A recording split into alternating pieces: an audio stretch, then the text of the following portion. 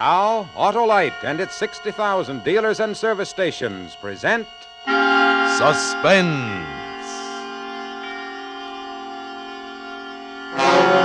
Tonight, Autolite brings you James Stewart in Consequence, a suspense play produced and directed by Anton M. Leader.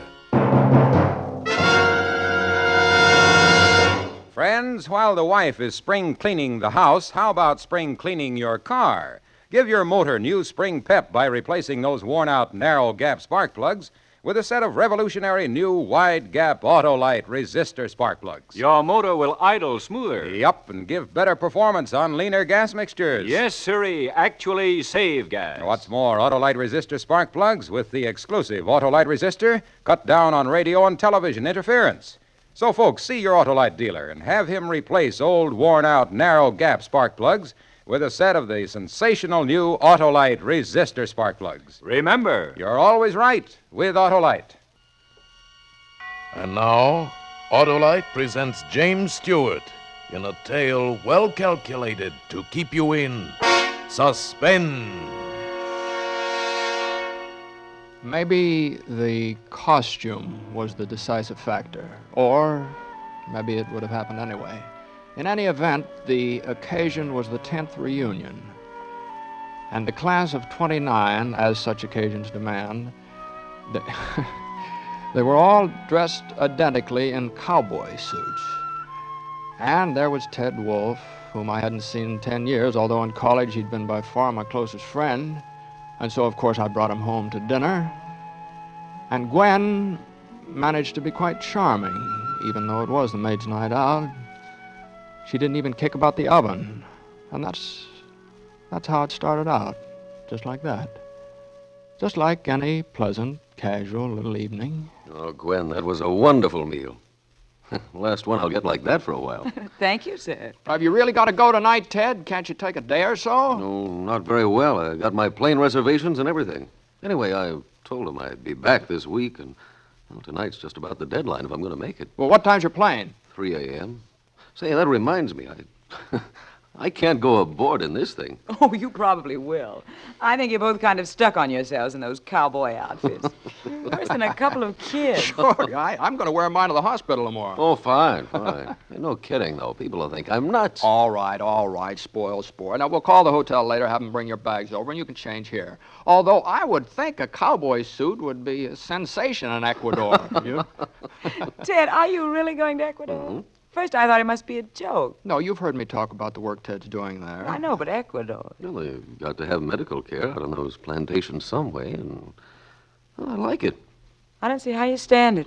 Living like a hermit, cut off from civilization, not making... Well, I mean, they can't possibly pay you what... No, Gwen.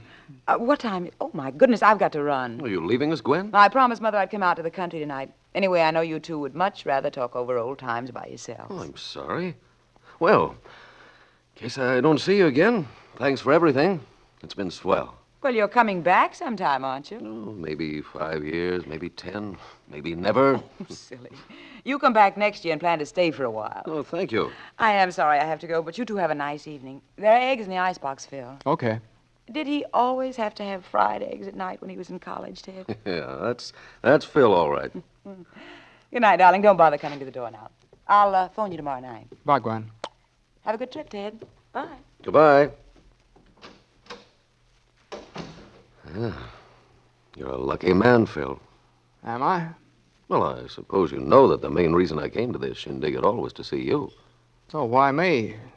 No, it's been a long time since you and I had the same dreams, Ted. You haven't lost them, though. You're still in there pitching. Oh, sure. Yes. Private practice, 2 cars in the garage, 2 chickens in the pot. That's the kind of ball I've been pitching for the last 10 years. And it's the kind I'll keep on pitching until some other doc says coronary thrombosis and they carry me out. You can't kid me, Phil. You're happy. I'd just about given up the idea that there was such a thing as a happy man. And now you think you've found one. Oh, I know I have. I knew it the minute I came into this room. I knew it the minute I saw her. Gwen? Yeah, Gwen. I hate Gwen. Phil. And what's more, she hates me. Oh, it's nothing that shows on the surface. We get along because we have to, because my reputation would suffer if we didn't. Phil, you can't be serious. No? Well, why do you think I've given up every dream I've ever had? Why do you think I spend my life treating the imaginary ills of a lot of wealthy hypochondriacs? So Gwen can have this and Gwen can do that, so Gwen can satisfy every greedy instinct and every petty, rotten ambition that any woman ever had. Lord, I never realized. Well, that's it. You've got to do something about it, Phil. You've got to get out. Got to go to another city, go to another country. Yeah, she'd be after me like a hawk. She'd have me up before the medical association. Oh, there are 1,000 things she could do and would do. Oh, I've thought of it every way there is. It's no use. So, it's off my chest. Now you know. And I'm sorry I disillusioned you. Excuse me. Dr. Martin? Oh, well, now? Right. I'll be right down. You're not going out now. I want to talk to you. No, well, I'm still a doctor. Even Gwen can't stop that. And I'll be back before you leave, though. And if you want to stick around, I'd sort of like to ride out the airport with you. Was the call really important, Phil? Yeah. Now make yourself at home. Fix yourself anything you want in the kitchen. Only look out for the oven. It leaks when you turn it off just right. And I won't be long. Okay. I'll wait, Doctor. Thanks, Doctor. I kind of hoped you would, Ted.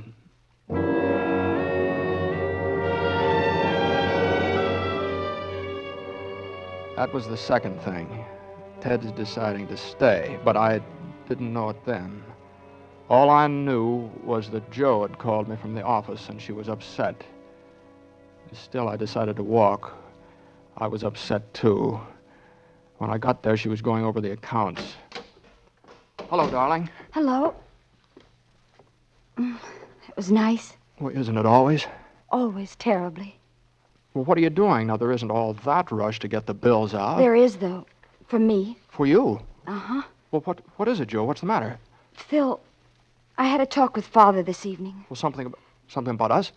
All about us. Well, he doesn't know anything. He couldn't. Nobody, unless you told him. You know I wouldn't do that, Phil. I'm sorry, darling. I know. Anyway, it isn't what he knows, it's what he thinks. We had an awful row. He said he'd go to the trustees of the hospital. He said he'd go to Gwen. He said that? That's why I'm getting the bills out for you now. Because I'm going away. But you're going where? Well, how long? No, darling, it's not going to be like that. It's for good. Jo, It's for good, Phil. Well, Jo, I can't let you go. I know it hasn't been perfect, but I know it's been infinitely worse for you than for me, but at least we've had something. At least I've always known where you are, that you're here on the other side of the door, and I could see you and talk to you. I can't live with a door between us anymore. Well, maybe you just don't love me enough to... No, darling, I don't mean that. Phil, I'm not playing noble. This had to happen someday, and it has. And that's all. I could go with you. You couldn't do that, Phil. Well, why not? I could change my name. We could go to another city, even another country. I could get back to research. I could... Oh, darling. It's no go, Phil. I asked her for a divorce again this morning. You don't have to tell me the answer. There is no answer for us, Phil. Not one that we can take. And there we are. Yeah, there we are. You'd better go now. I've got all this to do. Well, let me help you. No. Well, why not? I could weaken. And then where would we be? Oh, Jo. No, Phil, please go. Jo. Please. Please, please. All right, I'll go.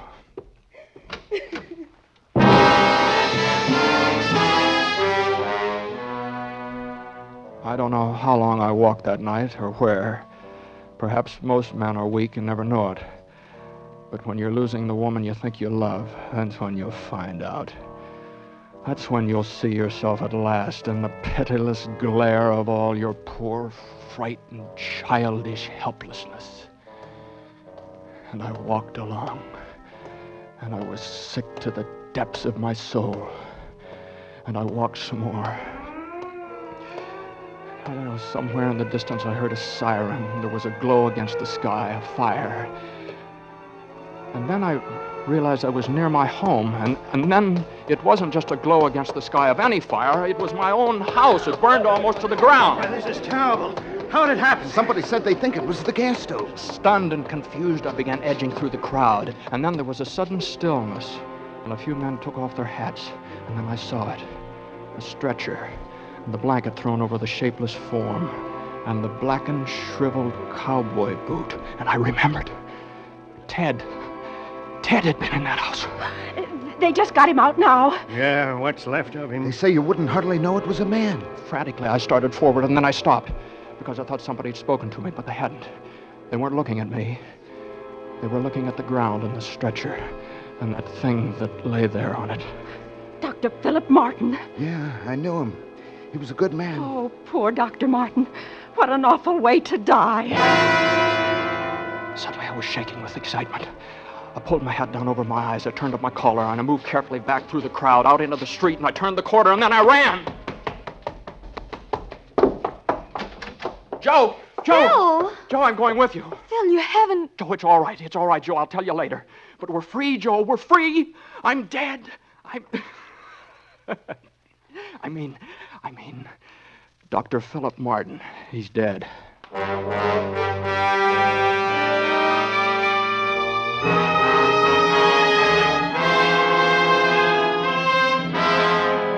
Suspense, Autolite is bringing you James Stewart in radio's outstanding theater of thrills, Suspense.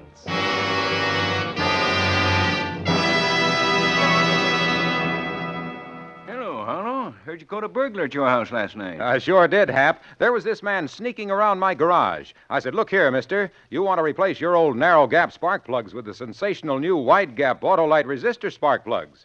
Why, those wide gap Autolite resistor spark plugs will make your engine idle smoother, give you better performance on leaner gas mixtures, actually save gas. What did he say? Well, holding him firmly with my thumb between his teeth, I said the newly developed exclusive 10,000 ohm Autolite resistor, found in no other automotive-type spark plug, increases electrode life 200% and more. You said all that to a burglar? Mm-hmm. And then throwing him heavily to the ground on top of me, I said, try it yourself. See your Autolite dealer and replace those old narrow gap spark plugs with wide gap Autolite resistor spark plugs. Your motor will idle smoother, give you better performance on leaner gas mixtures, actually save you gas. Then what? Oh, he said he'd stood all he could, and he started yelling for the cops. Oh, and I think I'll start yelling for Suspense. And now, Autolite brings back to our Hollywood soundstage James Stewart as Phil in Consequence, a tale well calculated to keep you in suspense.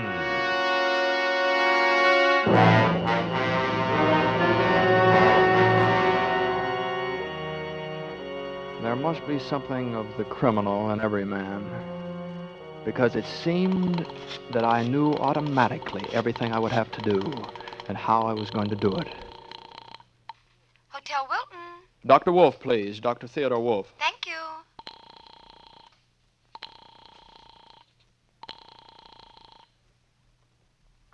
I'm sorry, sir. Dr. Wolf doesn't answer. Oh, well, say, what's the number of his room again? I want to drop him a note. Dr. Wolf is in 502. 502. Thank you very much. I knew in a big hotel like that, the chances of anyone remembering exactly what Ted had looked like were pretty slim. And I figured they'd give me the key all right, as long as I didn't have to stumble around asking for the number. I let myself into 502 and snapped on the light. I found the plane tickets on the bureau. Then I pried open his luggage and changed into one of his suits. Put on his hat and overcoat, just in case. Packed my own things away.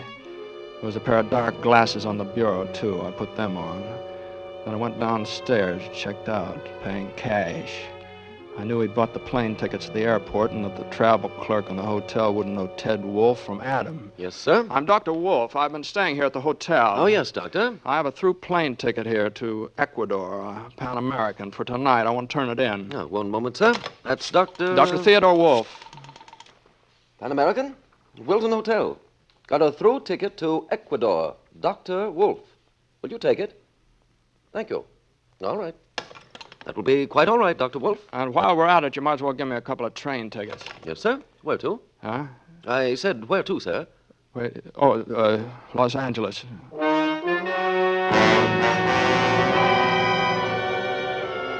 We'd taken care of everything. A note to my bank, supposedly from Ted, enclosing Philip Martin's check for $5,000, and a letter in my own handwriting explaining that I'd agreed to lend him that amount, and asking the bank to forward the money to my account in Los Angeles, my account as Ted Wolf. And we drafted a letter to the people in Ecuador, and in Los Angeles, Joe became Mrs. Ted Wolf. And at first, everything clicked.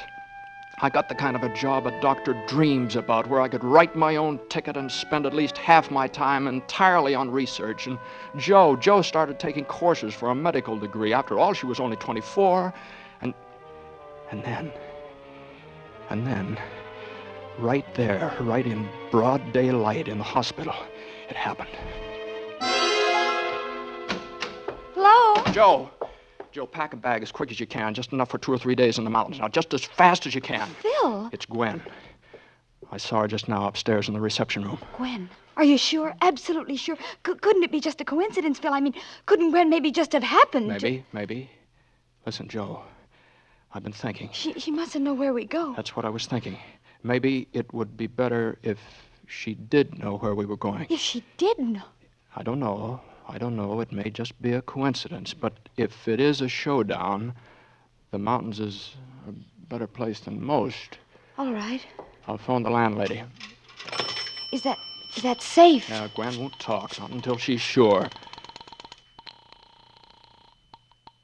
Carlton Apartments, Mrs. Burton.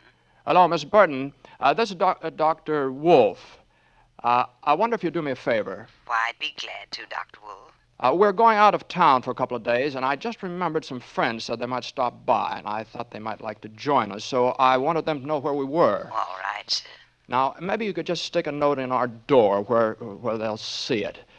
We're going to Caribou Lake, and we'll be in the cottage at the very top of the mountain. It's right straight up a dirt road from the lake. They can't miss it. Caribou Lake, the cottage at the top of the mountain, up the dirt road from the lake. Is that all, sir?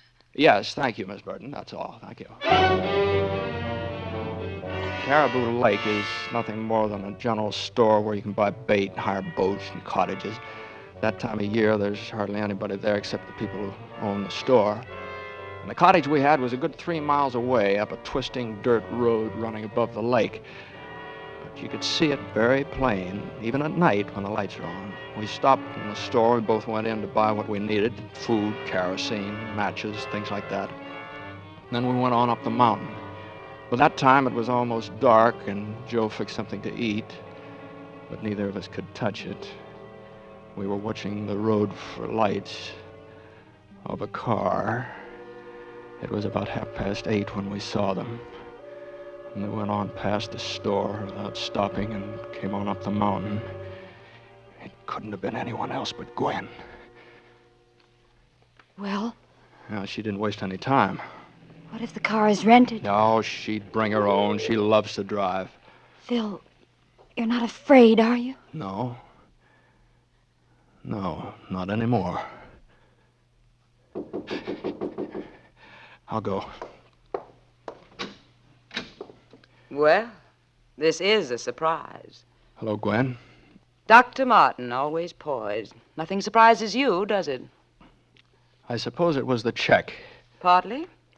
Then I happened to notice that a Dr. Theodore Wolfe had married a Miss Josephine Reynolds in Los Angeles.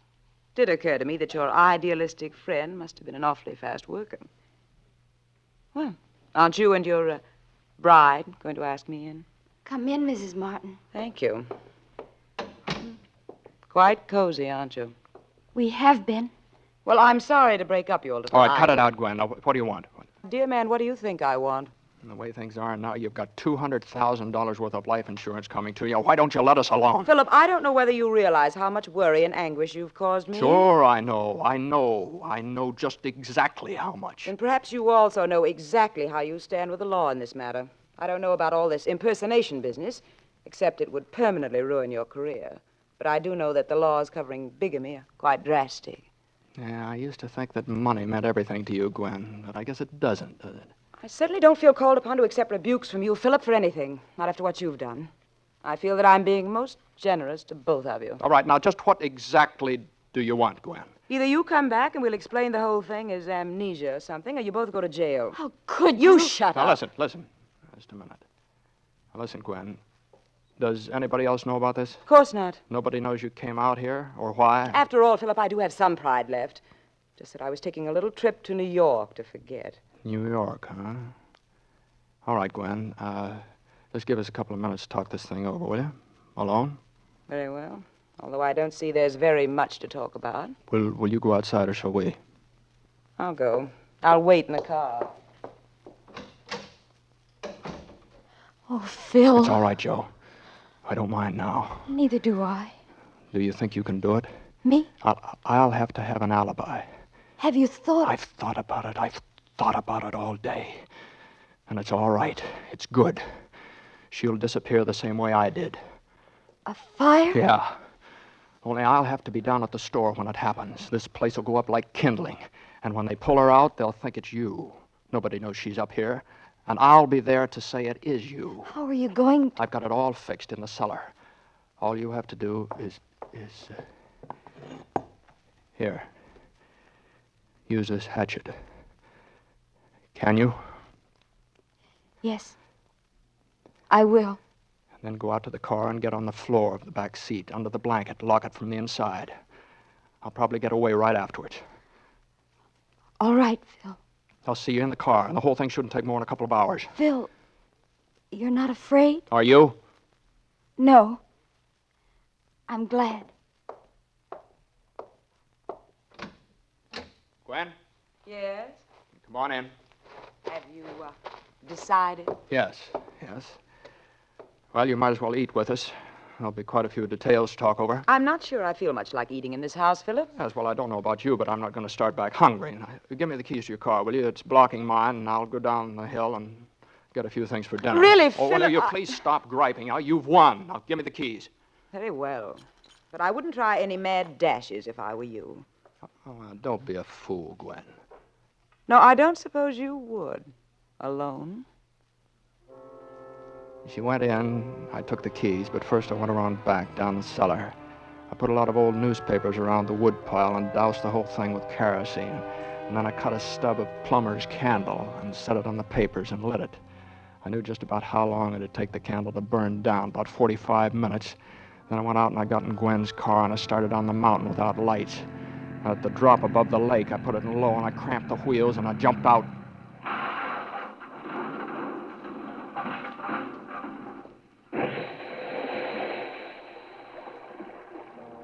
About 40 feet of water. Unless somebody told them where to look, they'd never find the car. Now, all that hadn't taken more than 15 minutes. The walk down to the store took about 20 more. Well, forget something, Dr. Wolf? Yeah, like a fool. I forgot my tobacco. I can't get through the night without a pipe. Know just how it is. Walk down? Yeah, working up an appetite, you know. Here you are. You folks have callers tonight? No. Why? I thought I saw a car go up your way a while back. Oh, I saw the lights, but they didn't come up. Somebody must have made the wrong turn. No, didn't they come back? Oh, I don't know. I was out for a spell. You see that car come back by, Daisy? Oh, you must have seen it all right. It was about an hour ago. Oh, seems like I did hear a car about that. Sure, that was it. Yep, pretty sure I did. Mrs. Dooley don't always see so good, but she hears plenty. Hey, Ma? Pa, looky here. Huh? Pa, look it up there. Looks like a fire. Say, it is. It is a fire. Golly, Doc, that looks like your place. Well, it couldn't be, but it must be. Big, too. We better get up there, too. Do you have your car? We'll go in the truck. It's right outside. The boys can bring Ma along in the car. You hear that, Ma? Yeah. Len. Come on, Johnny, Doc. get I on sure the hope car. everything's all right. Well, so do I.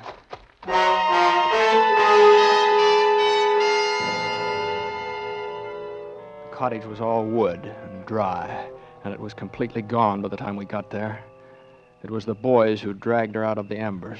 I wouldn't look if I was you, Doctor. Oh, Must Joe. have been quick anyway. Joe. She's burnt almost to nothing. You better go on, Doc. We'll take charge of everything. All right. Do you want one of the boys to go with you? No. I'll get in touch with you from town. I'll make the arrangements down there, and I'll send down for the... Sure. You go on. We'll see to everything. All right. Oh, I'm awful sorry, Dr. Wolf.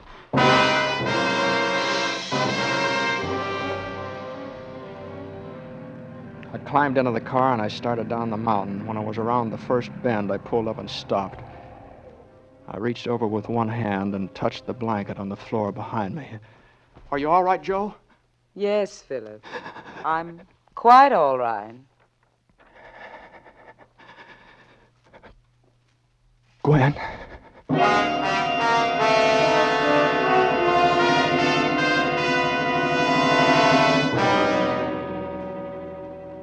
Gwen has never told me how it happened, but of course she killed Joe. We both killed her. And now I know that I'm trapped. I'm hopelessly, irrevocably trapped by the terrible burden of guilt we share between us, as she is. I know now that two people held together by such a frightful bond cannot both go on living, for that bond can be broken in only one way. One of the two must die. And so I write this and place it in the hands of my attorney for safekeeping in order that the true facts be brought to light in the event of such a death. For no matter how innocent it may appear, no matter how natural the cause, how plausible the accident, it will be no accident. It will be murder. Cold-blooded, calculated, deliberate murder.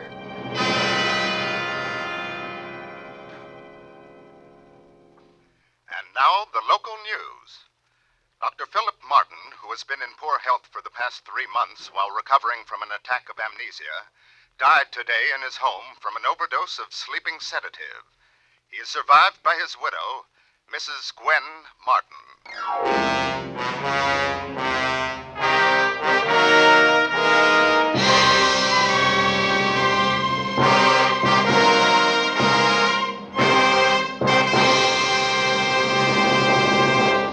Thank you, James Stewart, for a splendid performance. What a performance, Harlow. Yes, Hap, it's like the performance you get when you replace old narrow-gap spark plugs with wide-gap Autolite resistor spark plugs. They make an engine idle smoother. Give better performance on leaner gas mixtures. Actually save on gas. Because Autolite resistor spark plugs are ignition engineered. That's right, by Autolite, the makers of over 400 products for... cars, trucks, airplanes, boats. In 28 Autolite plants from coast to coast. Yes, sirree. And Autolite also makes complete electrical systems for many makes of America's finest cars. Batteries, Spark plugs, generators, starting motors, coils, distributors. all engineered to fit together perfectly, work together perfectly, because they're a perfect team. The lifeline of your car. So, folks, don't accept electrical parts that are supposed to be as good. Ask for and insist on Autolite original factory parts at your neighborhood service station, car dealer, garage, or repair shop. Remember, you're always right with Autolite.